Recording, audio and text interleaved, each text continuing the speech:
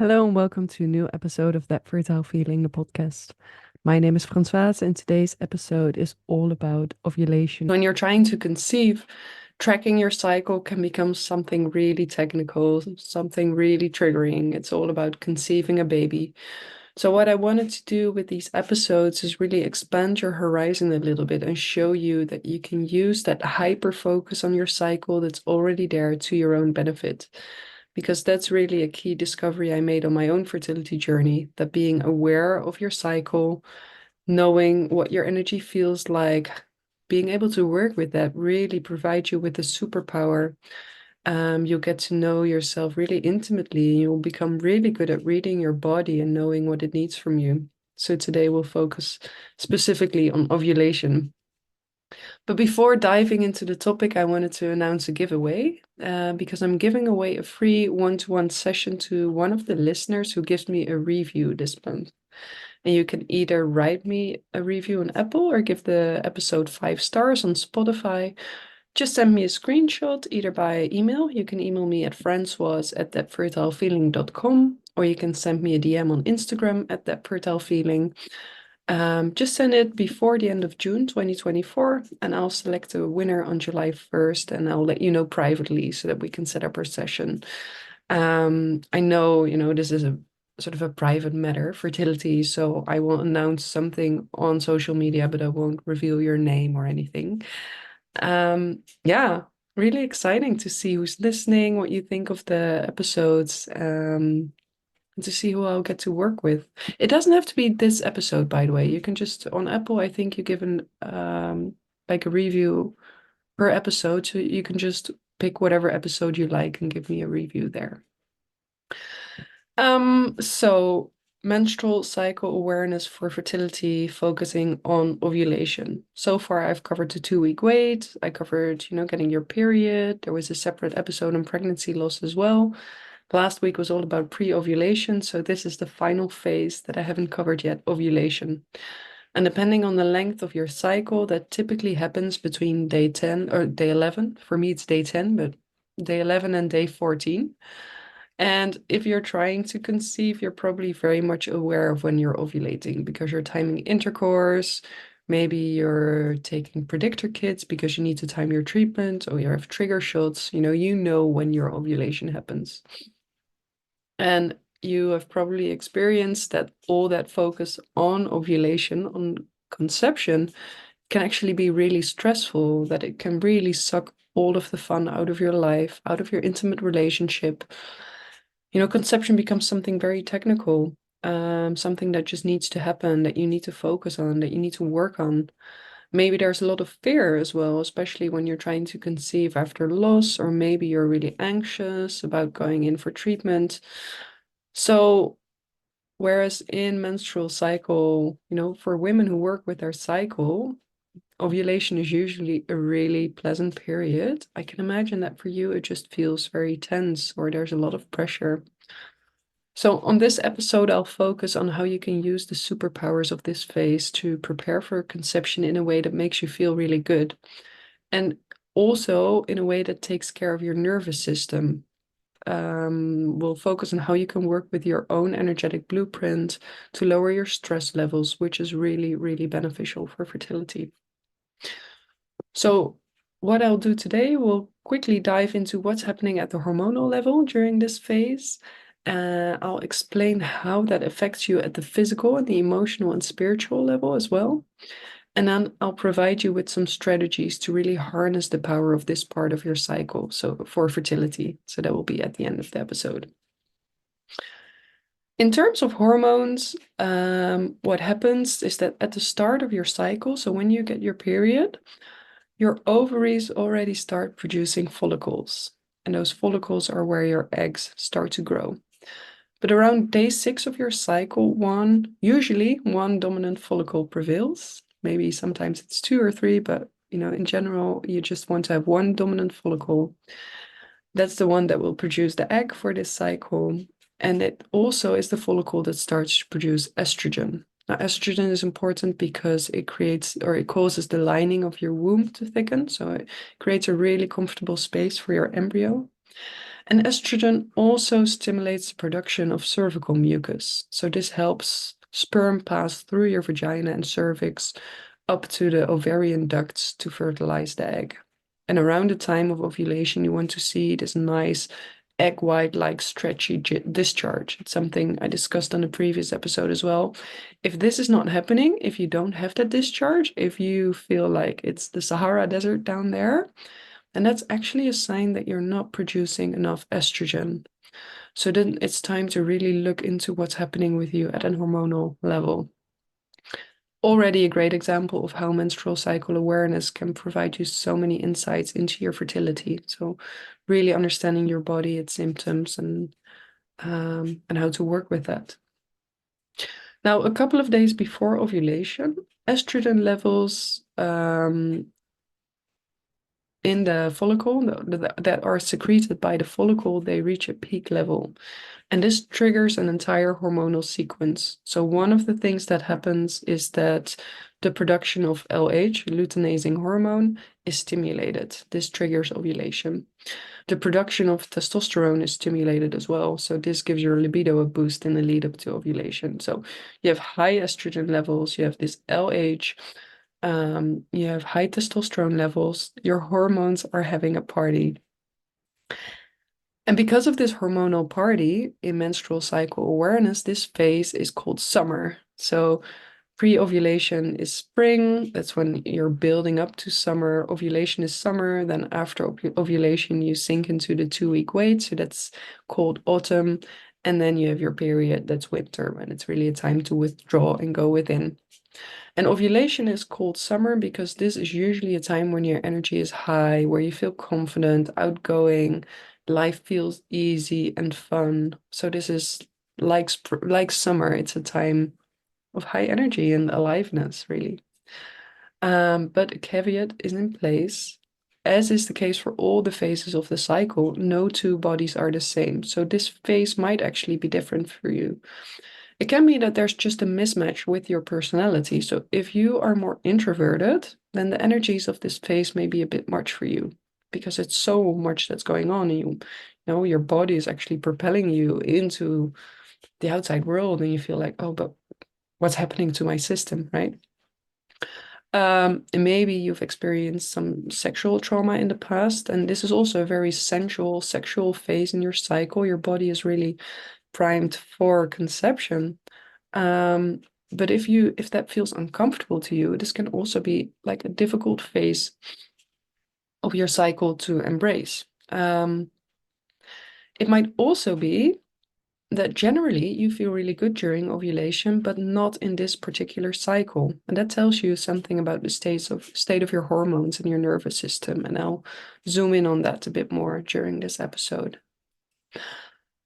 In general, this already underlines why it's important to keep track of your cycle, because you want to start recognizing these energies within you so you can use them as a bit of a predictive tool, telling you how your hormones feel, how your nervous system feels. And it's really easy to do that. I now keep a journal on my phone in the Notes app, and I just jot down 1 or 2 sentences a day that summarize the energy of the day. So right now I'm recording this series in sync with my own cycle. So I'm in my ovulatory phase right now. So I just write down every day like high energy, life feels good. Um, because I feel like I'm floating through life at the moment. If you start doing this for a couple of months, you will start to notice patterns within your own cycle, because I'm giving you general rules of thumb, but every cycle is different, right? So if you start to keep track of your cycle, you can start to see when you shift into this phase, when you feel the energy rising, what that does with you. You will also notice when you transition onto the luteal phase. So that happens during the 2-week wait, where progesterone becomes more dominant and you want to withdraw. It's really nice once you start seeing those tendencies within you, you can start planning around that and working with that to really conserve your energy also, because you're going to need all that energy to, for a pregnancy. So generally speaking, this peak in estrogen will make you feel like you can do it all. You can run the show at work, you can impress your clients, you can fly through your to-do list. It's often said that this is the time in your cycle to give an important presentation or to ask for a raise. Your energy is just magnetic. I love looking at myself in the mirror right now. I also feel so beautiful. It's great. I love this part of my cycle. But it's personal, right? Maybe the energy is too much for you. You might also feel restless or just unable to concentrate because there's so much that wants to come through you. Now, if you feel a collapse in energy and in your mood directly after ovulation, this might be a sign that you're not taking care of yourself enough during ovulation. Because what happens with this peak in estrogen is that it actually suppresses your appetite. And at the same time, this peak in testosterone, it keeps you going anyway. So that means that you're basically running on empty. So by tracking your cycle, you can discover whether this is the case for you. And that is a sign that you need to focus more on self-care during ovulation. Also, because you want to have a good energy supply moving into the next phase of your cycle when implantation happens. So these are some general rules of thumb when it comes to working with this part of the cycle. But how can you then use this as a superpower on your fertility journey? I wanted to focus on three things in particular. So first of all, you can use this powerful energy of ovulation to do something that makes you feel truly alive and bring that energy with you into conception. And this is what will completely change your fertility journey, especially if it's, something that's become a bit of a drag, where you feel it's really sucking all of the fun out of life. Then working with this phase, with ovulation, can help you break that pattern and move back into a way of conceiving that's much more, that's much softer and much more in line with an inviting energy, a playful energy. I've talked a lot about the nervous system before in the podcast, how when you experience too much stress, your brain will actually prioritize the production of stress hormones over sex hormones. And this is not to make you feel bad, right? I don't want to blame you for not getting pregnant. I'm saying this to underline the importance of incorporating things in your life that make you feel good, especially if you've developed this hyper focus on conception. You really want, this is where balance can return into your life by working with this energy. So one thing I always ask my clients is what makes them feel most alive and most joyful? And we try to see if we can incorporate that in their ovulation phase. One example that came to mind when I was preparing for this podcast is of a client who said, who answered that she feels most alive when she rides roller coasters. So we said, okay, let's see if we can find a way in which before your next transfer, you can actually go to a theme park with your partner and have fun. Because this is a special moment. You're going in for a transfer. So let's mark the occasion, not, in a way that feels really good to you, for you. For another client, I work with both her and her partner. We actually developed a bit of a ritual. It was a dance exercise that they would do before a transfer because she was very anxious and her partner felt really confident. So we created a playlist and I work with them in doing a dance where her partner really took the lead and, came into that dance from that very confident energy. And she could really be with her anxiety. Like the one thing we don't want to do with stress is ignore it or try to force it to go away. The only way to deal with it, so it doesn't create additional stress is by allowing it to be. So that's what we did in this dance. Her partner came in with this super confident energy and he would hold her in her anxiety. And she was allowed to just fully surrender into, her partner's arms and feel like, okay, I'm scared, but I can lean on this person. You can imagine what that does to the nervous system. It just creates so much relief without trying to override the stress that's there. And that's then the relief that she would take with her into the clinic for her transfer. It's something I did myself as well. Like I also really try to turn my transfers into rituals. I recorded an episode about this, episode 12. It's called 3 Steps to Create a Magical Embryo Transfer. So I also had this playlist for myself. I love dancing or I love working with dance as well. So I would make sure that I had an hour in the morning before my transfer where I could really connect to my body through dance. And for me, through dance, I can really reach a sort of a trance state where I open myself up to higher guidance, my subconscious, my intuition, and really feel that I can turn off my mind and let myself be guided. And that's how I would go into the clinic feeling, yeah, connected to a deeper source of knowing. So, like I said, there's not one way that this can look like. It's really up to you to say, okay, how it's up to me really to decide what this transfer day is going to look like, or if you're conceiving with your partner, what this day of conception is going to look like. And when you plan your month, it's not something we usually do, but try with menstrual cycle awareness. There's this push to start planning your months so in accordance with your cycle, so that you see, okay, I'll be ovulating around that time. Let's see if I can create some extra space to introduce that magic. So we're not caught off guard. I know cycles can be irregular, right? So this is all just play with it and see what's possible for you. A second thing, this is actually not a superpower, but something that also happens during your ovulation phase is that there's a hormonal inclination to want to connect with others. And that means that it might be actually really difficult for you to set boundaries. This is like the good girl energy where you just want to get along with everyone.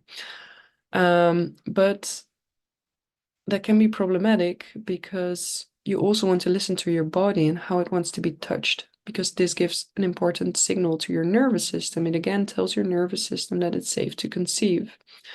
So when you're going in for treatment, it's really important that you know that you're allowed to set boundaries, even though your hormones tell you, and this is something that happened to me as well during my transfers. Like I teach this stuff, right? But to go in and then to say, okay, I want a couple of minutes before the procedure to relax and connect to my womb, and I want to play some music, and I'd rather you not talk throughout the procedure. I want to insert the speculum myself. Those are all things that were important for me.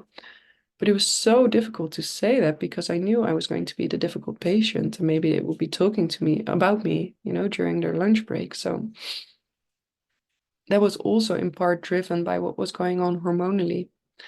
But I'm so happy that, I knew this, and I asked for all of these things anyway, because it created a safe space for me to really open up to that transfer.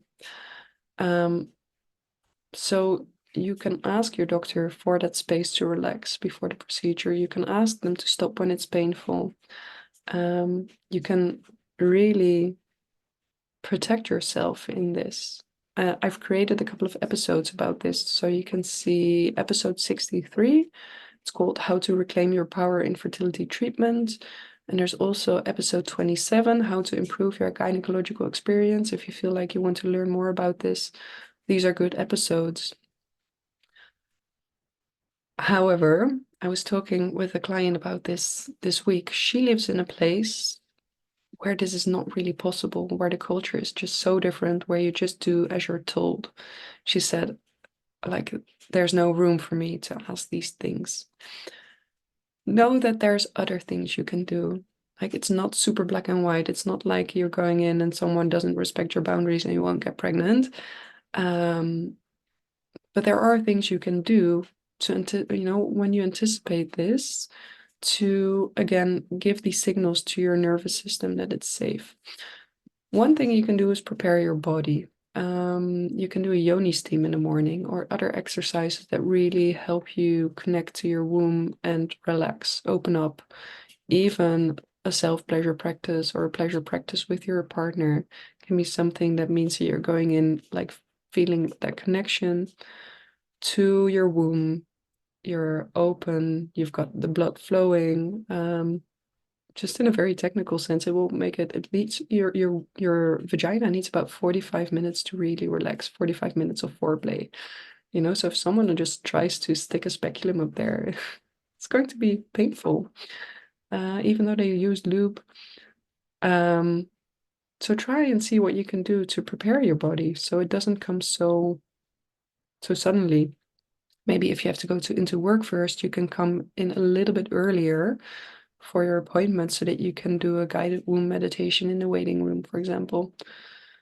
During the procedure, maybe if there's no real room to set boundaries, you could at least say that you are nervous. You want to close your eyes and put on some music, for example, on headphones. Say, I'm nervous. I always used to say, and this is true, but I always stressed it like I have sexual trauma. So I really need, I really need you to be careful. Or just saying that you're nervous, it gets them of autopilot as well. And then maybe they will be a little bit more careful with you.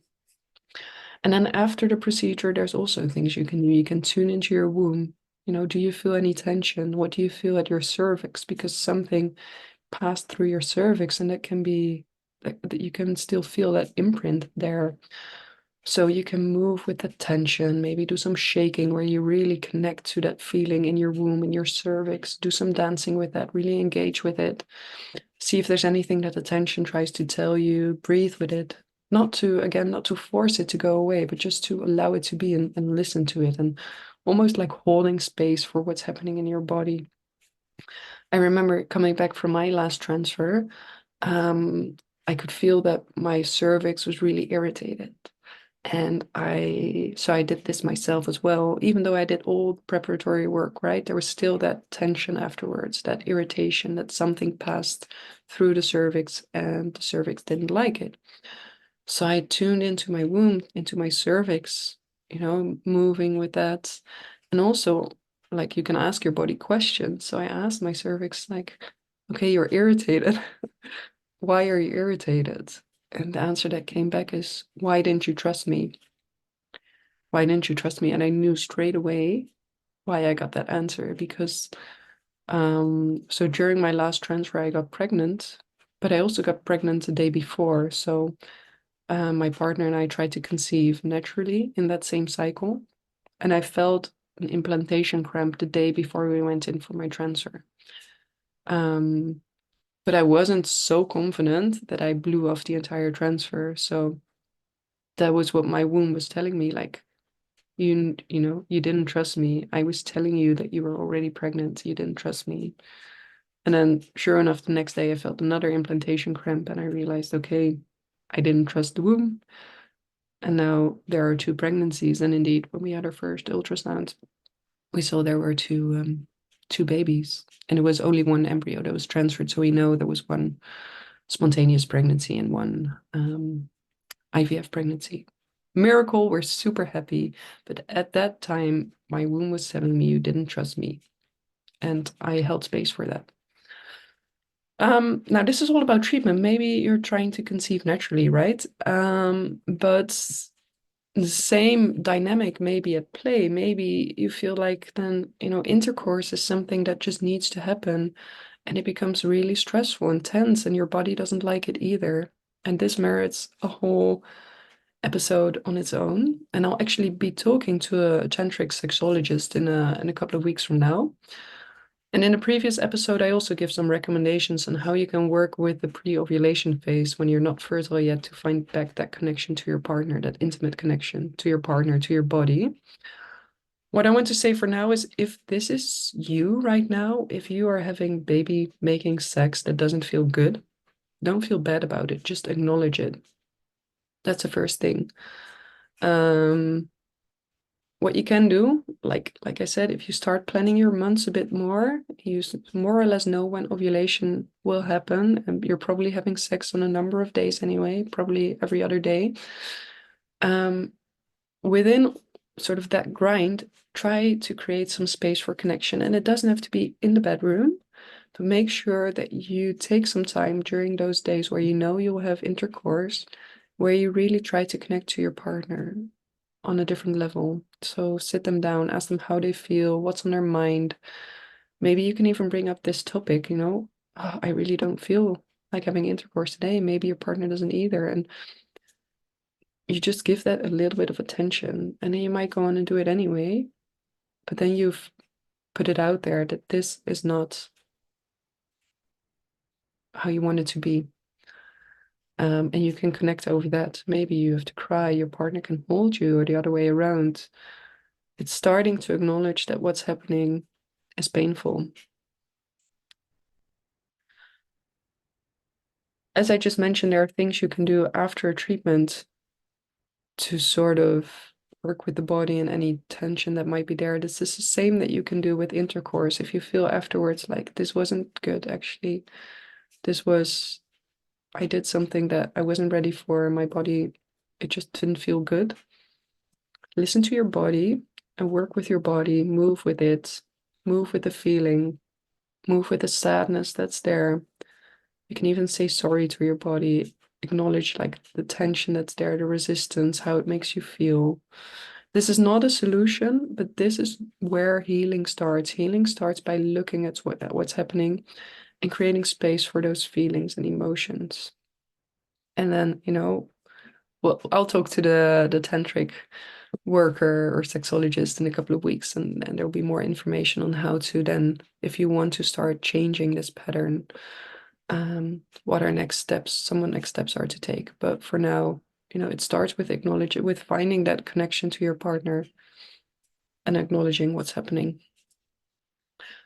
Final thing you can do during the ovulatory phase is there, if you feel the surge in energy that you're feeling right now, you might want to commit to a lot, but it's important that you actually try to clear some of your agenda so that there's space for you to withdraw during the 2-week wait. That was actually the first episode I started this series with a couple of weeks ago. There's a lot of important work that you can do for your fertility during the 2-week wait as well, but that will require you to have that space available for that work. So use some of the energy that you feel now to maybe have some meals prepared already, some healthy meals. I mentioned that on that episode as well. It's more difficult to take care of yourself during the 2-week wait. So lay some of the groundwork now so that you can move into that phase with really a solid foundation.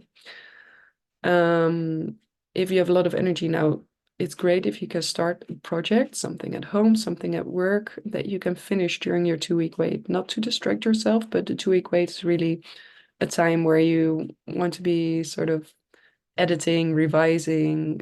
You're very detail oriented. So this is the energy now to do like the work in broad strokes, and then you can finish it off during the 2-week wait. And it will also be a really great way to work with the energies that are there. So to summarize, the ovulatory phase, you can use it as a diagnostic tool. Do you feel that peak in energy? What does your cervical mucus look like? Do you feel drop in energy after your ovulation? These are all things that will tell you something about your hormonal balance. You can use that if you feel that really nice, playful energy, you can use it to do something that makes you feel really alive and bring that energy with you into conception. It can be more difficult during this phase to set boundaries, so make sure that whether it's in treatment or in the bedroom, that you respect your body and that you work with your body, so that you really signal to your nervous system that it's safe to conceive. And if there's a lot of energy right now, work with that, but make sure that there's also space during the weeks after ovulation to withdraw and go within and maybe lay some groundwork, like a foundation already in terms of having good food in your home. A lot of information. If you feel that you could use some support with all of this, I actually have 2 private coaching spots available at the moment. What I usually do with my clients is that we, during our intake, will tune into where they're at in their cycle. We'll look at the big challenges on their fertility journey, what the body is trying to tell them, and then I'll design a trajectory for you where we tackle each of these issues in line with your cycle. I can also add a session of abdominal therapy where I will teach you, again, according on your medical history as well. I'll create a protocol for you, a personalized protocol, and I'll teach you these self-massage techniques that really help you improve blood flow to your belly. It's really good for hormonal balance and for conception. So if you want to know more, you can find information on thatfertilefeeling.com/private-coaching, and I'll also put the link in the show notes. So for now, thank you so much for listening. Please leave a review and send me a screenshot so that you can enter into that competition for a private one-on-one session, a free one-on-one session. And if you want to reach out to me or send me your screenshot, you can find me on Instagram at thatfertilefeeling or email me at francoise@thatfertilefeeling.com. I always love to hear from you and I always get back to you and hope to see you back next week. Bye bye.